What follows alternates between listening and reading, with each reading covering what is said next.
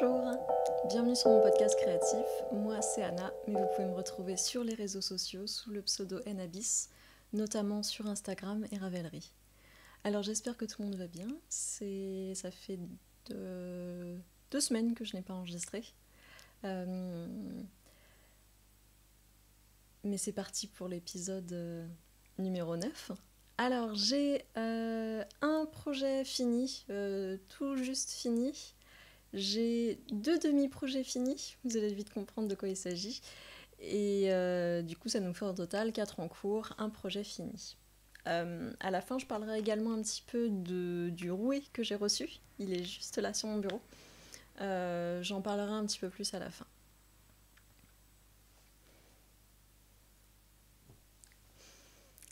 Également, puisque je suis devenue frileuse, les températures se sont un petit peu rafraîchies, je porte enfin un tricot. Je porte mon Stand By Me, j'ai oublié le nom de la designer. Alors c'est un gilet long hein, que j'ai tricoté il y a peut-être 1 an et demi. Donc c'est un gilet long avec du coup sur les manches des côtes en 2-2 que j'ai tricoté en Madeline Tosh Merino Light. De mémoire, le coloriste est Black Panther ou...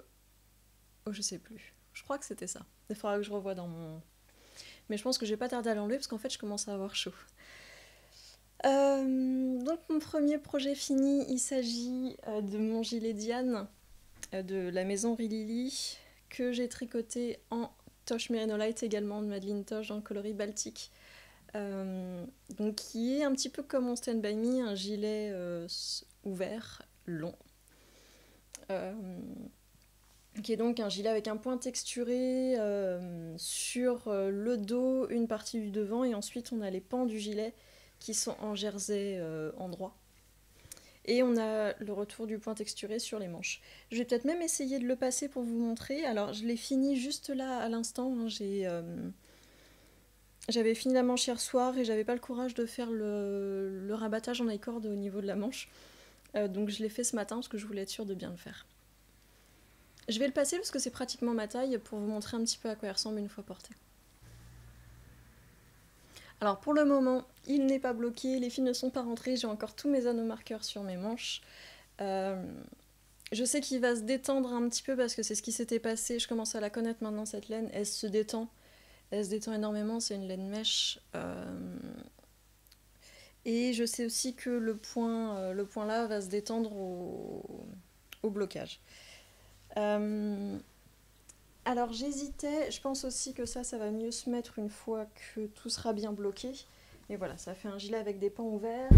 Et dans le dos, je pense qu'il va se rallonger un petit peu, mais en fait ce que je vais faire, c'est que comme à la base c'était un modèle, position très étrange, comme à la base c'était un modèle qui se tricotait en déca et que je l'ai fait en fingering, il a fallu que j'adapte un petit peu le modèle par rapport à mon échantillon. Et en plus, le modèle normalement a beaucoup de rangs raccourcis dans le dos, et en fait ça fait que il est vraiment très arrondi au niveau du dos, et ma tante, parce que je tricote donc pour ma tante, aimait pas trop ça, donc j'avais prévu de le faire plus droit. Ce qui fait qu'en fait, au niveau de la longueur, j'ai un petit peu eu du mal à estimer. Donc en fait, je vais voir comment il se bloque. Et si il se bloque pas aussi long que je veux, je le rallongerai. Je viendrai relever les mailles, enfin reprendre les mailles au niveau de avant mes côtes, et puis je le rallongerai parce qu'il me reste tout un écheveau de Madeline Tosh plus une bonne partie de mon troisième écheveau. Donc voilà, donc les modifications, j'en ai parlé, c'est que donc de la fingering à la place de la decay et moins de rangs raccourcis pour faire un gilet droit. Il y avait également des rangs raccourcis au niveau des poignets que je n'ai pas fait. L'i-cord, alors autant l'i-cord en bordure sur les pans du gilet, je trouve ça très joli. Autant l'i-cord au niveau des côtes, je suis pas super convaincue en fait. Je trouve que ça... Bon, ça fait partie du design, donc je l'ai laissé, mais ça m'enchante pas tant que ça. En fait, je commence à avoir un petit peu chaud, donc je vais pas remettre mon gilet au final, je vais rester comme ça. Euh, j'ai parlé au départ de deux demi-projets finis, il s'agit de chaussettes, j'ai fini. En fait, là, je n'ai plus rien sur des aiguilles, vous allez voir que tout est rabattu d'une certaine manière. Euh, j'ai donc fini une première chaussette sur ma paire de chaussettes à la vanille que je tricote en Goumi 50 de Bergère de France, dans le coloris imprimé rouge. Euh, donc si vous avez des questions sur mes chaussettes à la vanille, j'ai fait un petit focus sur l'épisode précédent, donc l'épisode 8, vers la fin de l'épisode. Donc quand je dis fini, il est juste pas sur mes aiguilles et j'ai pas encore mis le talon parce que je mets le talon une fois que j'ai fini mes deux chaussettes. Donc là je ferai un talon après coup tout simple. Euh, Comme j'essaie d'expérimenter, là je vais essayer de rajouter encore plus de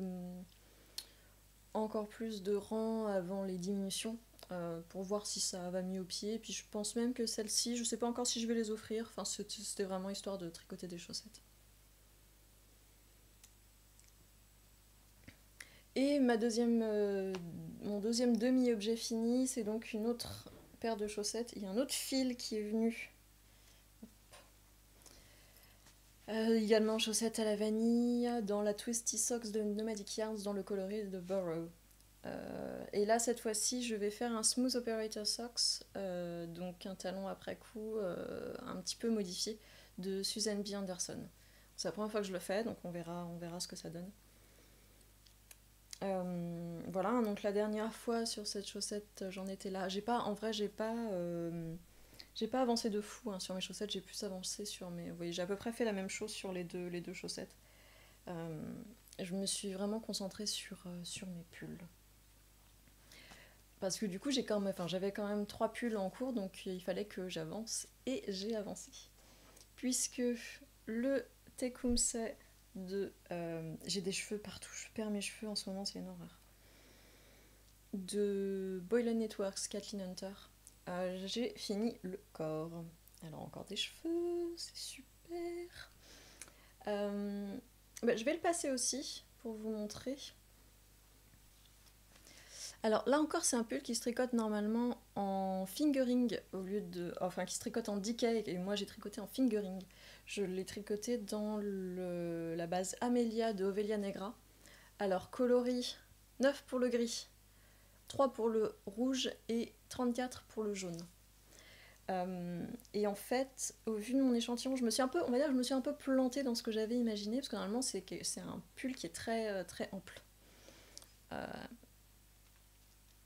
crois qu'il prévoyait quelque chose comme, je sais plus combien de centimètres d'aisance, mais je m'étais dit, c'est pas grave, je vais quand même faire la plus petite taille. Il y aura quand même de l'aisance, et puis au moins j'aurai quelque chose de moins large, parce que parfois les pulls très très larges sur moi, ça a tendance à me donner l'air enceinte, et c'est pas forcément l'air que j'ai envie de donner. Et donc du coup, je l'avais essayé quand j'avais fini le yoke pour vérifier que tout tombait bien, mais je l'avais pas ensuite réessayé. Ce qui fait, enfin, je l'ai essayé que quand j'ai terminé, que quand j'ai rabattu mes mailles. C'est vrai qu'en fait, il est pas si large que ça. Alors moi, après, ça me plaît. Je sais qu'il va pas forcément beaucoup s'élargir au blocage parce que c'est pas de la superwash.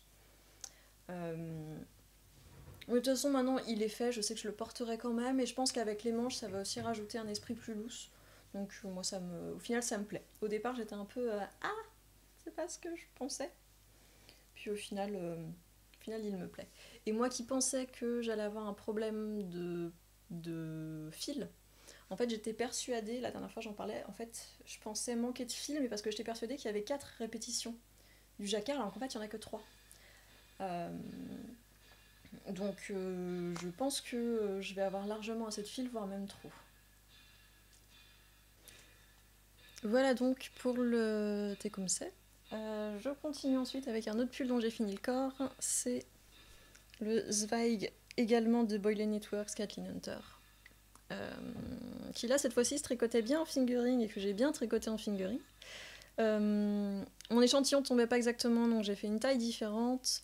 J'ai fait la taille M notamment parce que je voulais pas que ce soit un pull qui soit trop moulant. Je le tricote dans une laine mèche que j'ai teint moi-même. J'ai pas encore de nom pour ces couleurs-là. Je n'ai pas encore trouvé. Donc j'ai terminé le corps et je suis très contente de la taille. Je vais également le passer pour vous montrer. Donc voilà pour le Zweig. Pour le moment, j'ai les côtes qui repiquent encore un petit peu, mais je pense qu'au blocage, ça va se mettre bien. Alors je suis très contente parce que le yoke se pose très bien, la dentelle se met bien. Je pense qu'il va encore un petit peu s'évaser au blocage, donc j'en suis très contente.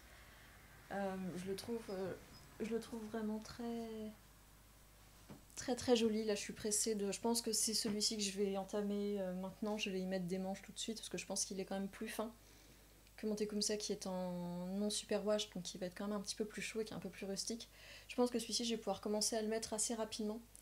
Et je suis très pressée parce que ça fait très longtemps que je veux le tricoter. Et ça m'a pris un bon bout de temps quand même pour trouver la laine que je voulais, la teindre, trouver la bonne teinte. Et puis je m'étais engagée voilà, sur d'autres projets. Du coup, la dernière fois, j'étais rendue, je venais de terminer la dentelle. C'est ça, je venais de terminer la dentelle, il fallait que j'attaque le dernier jacquard. Et ensuite, le corps avec le point texturé, qui est donc un point qui fait comme des petites croix. Au final, le corps est allé très vite parce que je crois qu'il y a 4 ou 5 rangs de jersey en droit entre les motifs, et ensuite le motif prend lui-même 3 rangs. Donc au final, ça fait une bonne alternance, et puis on se dit bon bah j'ai fini le motif, je fais les 4 rangs tranquille, et puis tiens, on veut tout le temps arriver à l'étape d'après, et du coup ce qui fait que le corps se construit vite, et quand même le yoke descend assez bas, je trouve. Peut-être parce que j'ai fait la taille M, je sais pas. Mais voilà, je trouve qu'il se tricote bien. On verra pour les manches, parce que pour le moment je suis quand même sur Sleeve Island, hein. Je suis bloquée sur des manches. Alors j'ai fini quand même celle de Mondiane, qui était une bonne chose, parce que en fait j'ai déjà enregistré cet épisode il y a 2 jours, et j'ai eu un problème de son. Du coup il n'y avait pas de son du tout. Et à l'époque, sur Mondiane, j'avais fait globalement les rangs raccourcis.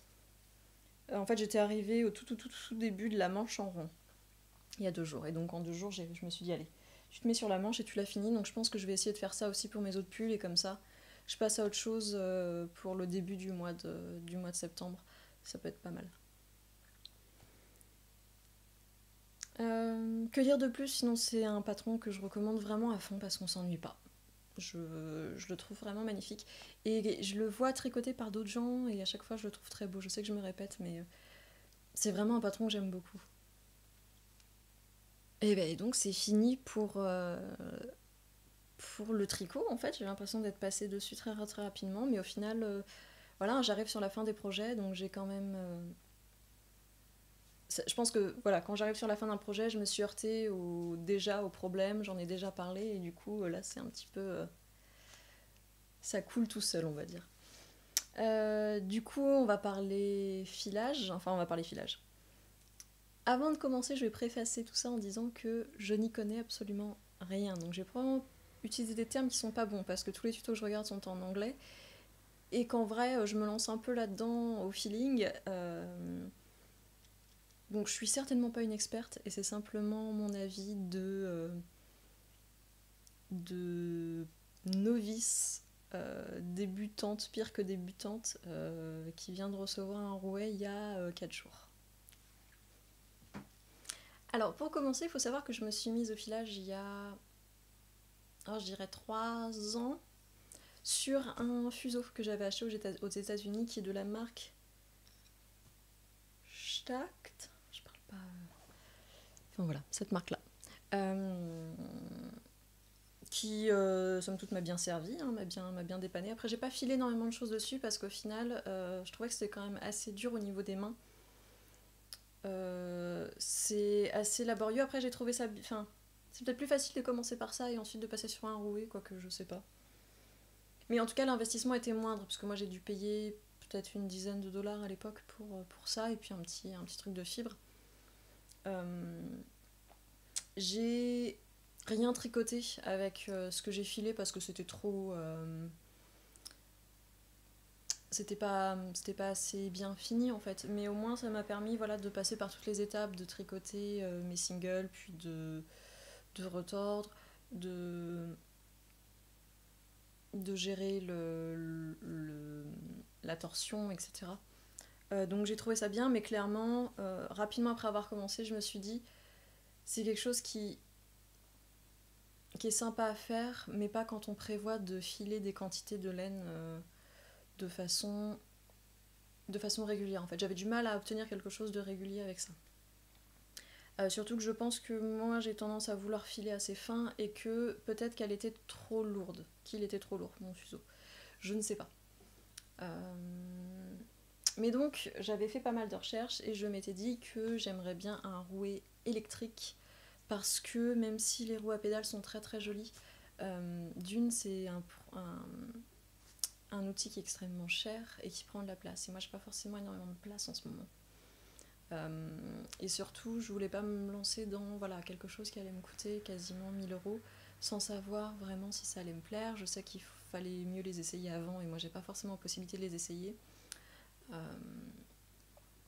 Donc je trouvais quand même qu'un rouet électrique c'était mieux adapté à ce dont moi j'avais besoin. Je m'étais pas mal renseignée, j'avais regardé, il y a des tutos pour les faire soi-même. Je me rends compte maintenant que c'est très bien que je me sois pas lancée là-dedans parce que en vrai j'arrive pas encore exactement à comprendre comment ça fonctionne, donc pour faire les réglages ça aurait été l'horreur. J'ai donc commandé sur Etsy un rouet électrique de chez Heavenly Hand Spinning. Hand Spinning. Qui alors est donc le vraiment bas de gamme du rouet, c'est-à-dire enfin du rouet électrique, c'est-à-dire que voilà, il est pas extrêmement joli, mais il fait l'affaire et il est pas cher, ce qui permet voilà, de tester, de voir si c'est quelque chose qui plaît. Et qu'en vrai,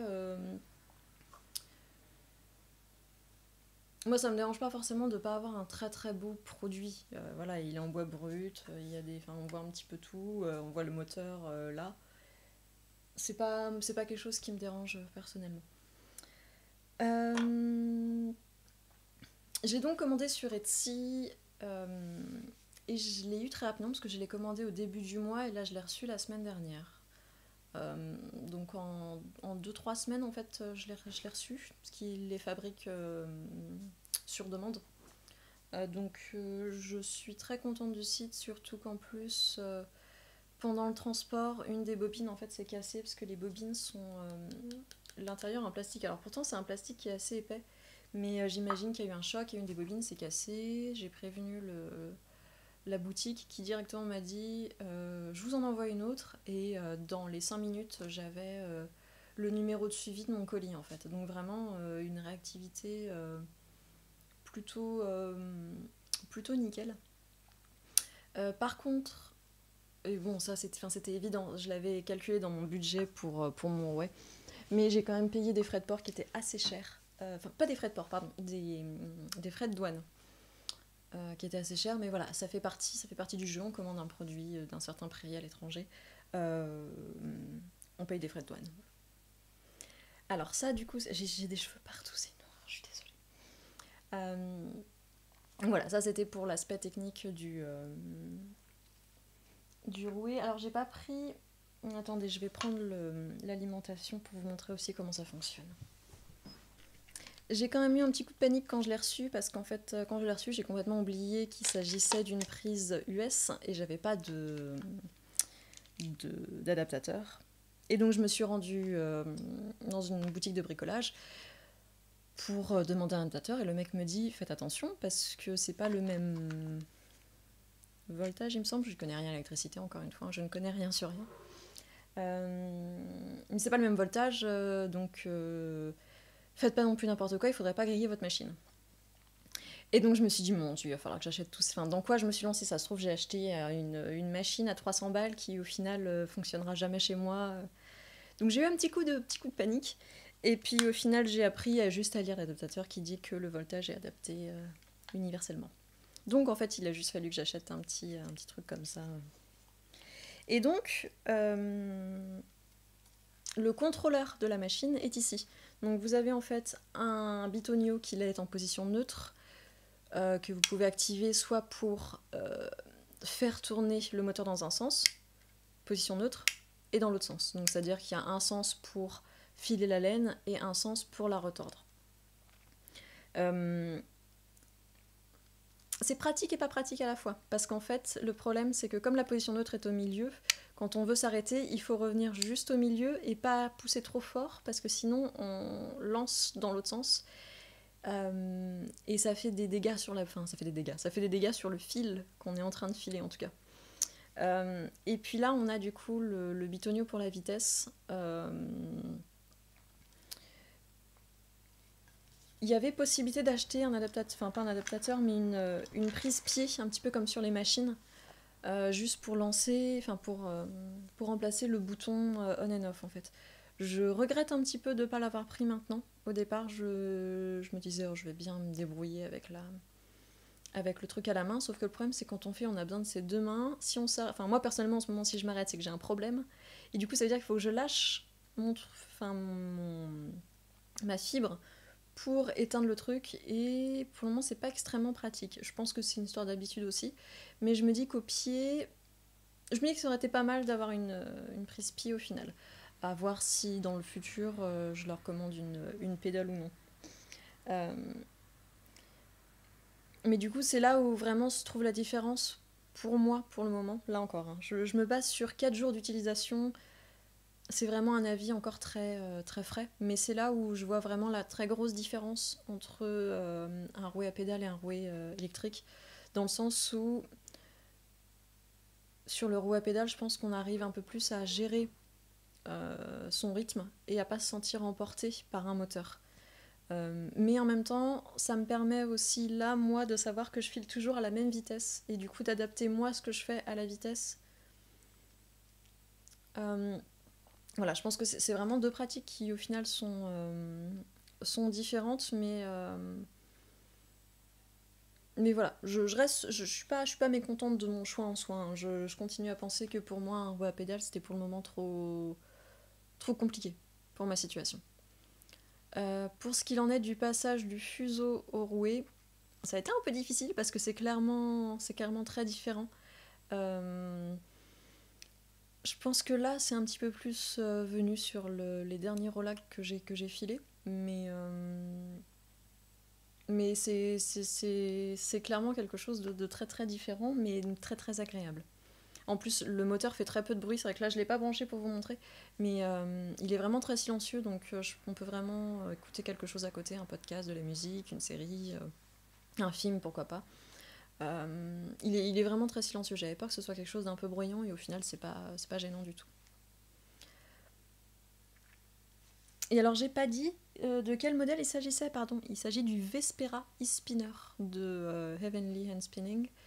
Et donc, moi, j'ai la version Oak. Donc, Oak, c'est... Qu'est-ce que c'est comme arbre, ça? C'est vrai que j'ai fait des études d'anglais. Hein. C'est du chêne.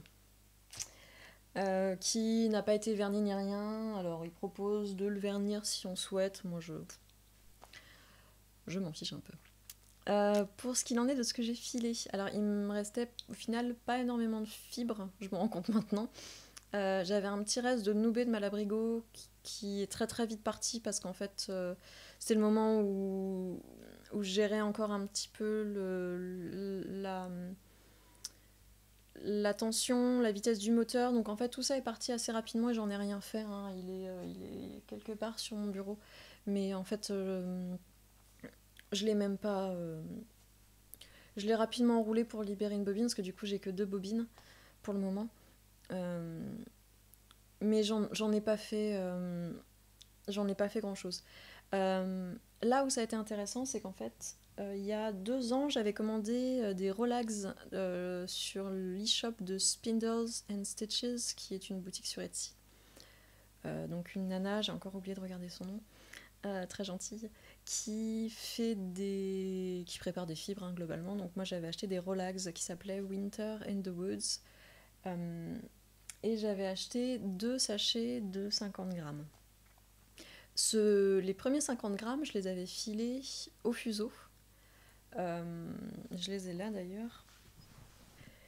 Je les avais filés en single parce que ça me plaisait. Et au final, j'en ai pas fait grand chose parce que la laine n'était pas super douce en vrai. Je sais pas si c'était la façon dont moi je filais, si c'était le relax, si c'était la matière, mais voilà. Et du coup, j'ai filé. Alors ça m'avait pris, je me souviens, plusieurs semaines. Alors évidemment, je le faisais pas, j'en faisais pas des heures par jour parce qu'en vrai, moi, ça me faisait vraiment mal aux mains de soutenir le poids du. Enfin, voilà, c'était vraiment quelque chose qui me convenait pas physiquement. Et donc du coup, j'ai filé le reste de mes 50 autres grammes l'autre jour. Et ça m'a pris, je sais pas moi, 2-3 heures quoi. Et 2-3 heures parce que j'ai fait des pauses, parce que je me plantais un peu, parce que voilà.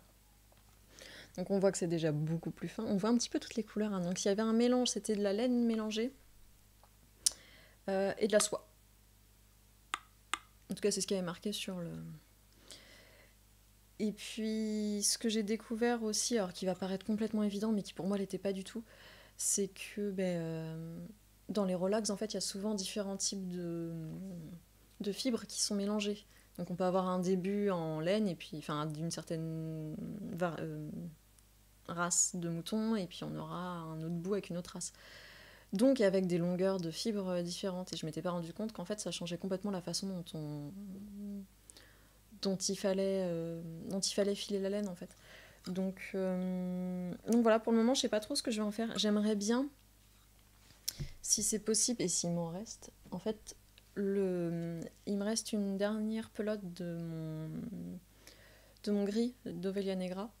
Et je me dis que ça pourrait être sympa d'essayer de, comme c'est une laine mèche elle aussi, d'essayer de les retordre ensemble. J'ai regardé, on a filé dans le même sens.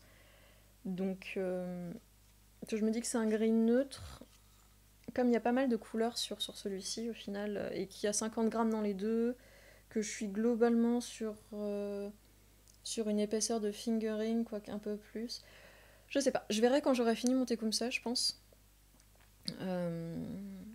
Parce qu'il faut que je vois si j'ai quand même assez de laine. Et puis sinon je sais pas. Ce qui veut dire que là, en fait, je n'ai plus de fibres. J'ai tout filé en une journée, je crois. J'étais très contente de l'avoir. J'ai plus du tout de fibres, donc du coup, j'ai fait une commande sur Alissa. Oh, je sais plus, je crois que c'est Alice Création. J'ai commandé 4 fois 100 grammes dans différentes variétés, différents mélanges. Alors, ce qu'elle propose, c'est beaucoup de choses qui sont non teints, et du coup, ça me plaisait bien, parce que je me suis dit, soit, du coup, je peux expérimenter de teindre avant, soit teindre après, soit... voilà, m'amuser un petit peu, faire des découvertes, découvrir de nouvelles fibres. J'ai pris aussi un échantillon de cachemire, parce que j'ai jamais touché de cachemire pur en fibre, donc j'étais aussi contente de voir comment ça allait se comporter. J'attends le colis avec impatience, normalement il devrait arriver aujourd'hui. Et puis, ouais, hein, c'est tout nouveau pour moi. Alors, si vous avez des recommandations de à peu près n'importe quoi au niveau du filage, que ce soit peut-être des bouquins aussi. Je me base assez rarement sur des bouquins parce que je trouve que sur internet il y a beaucoup de choses et que parfois je comprends mieux en vidéo. Ceci dit, je pense que dans le filage il y a aussi des connaissances techniques à avoir. Donc si vous avez des recommandations, je suis preneuse. Si vous avez des recommandations de fibres pour commencer, si vous avez des recommandations de sites pour acheter des fibres, envoyez. Moi je suis preneuse, parce que là j'ai l'impression vraiment de plonger dans un tout nouveau truc où je connais rien au final. Donc ma recommandation pour le podcast de la semaine, c'est le podcast d'Amy Florence, qui est une Britannique qui teint de la laine. Son podcast s'appelle Stranded Podcast. Donc c'est une nana qui a à peu près mes âges, je pense, qui donc teint sa propre laine, qui a un e-shop de laine teinte à la main, qui s'appelle Stranded Colorwork, il me semble. Ah, je sais plus. Pour celles qui veulent améliorer leur anglais, elle a un accent britannique, donc pour certains c'est plus simple, mais je trouve qu'elle parle assez vite. Mais par contre, c'est quelqu'un qui Moi, quand je la regarde, elle me met toujours de bonne humeur. En fait, elle dégage elle dégage quelque chose qui est très dynamique et positif. Voilà, moi, elle me fait beaucoup rire.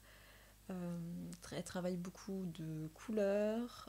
Euh, Elle a également une machine à tricoter à chaussettes. Donc c'est intéressant aussi de voir son évolution par rapport à ça. C'est un podcast que je recommande. Voilà pour ce 9e épisode de podcast. J'espère qu'il vous a plu. Il a été un petit peu compliqué pour tourner personnellement, parce qu'il a fallu que je le fasse 2 fois, et c'est toujours très étrange de reparler des mêmes choses une deuxième fois. Je vous souhaite une bonne semaine, et puis à la prochaine.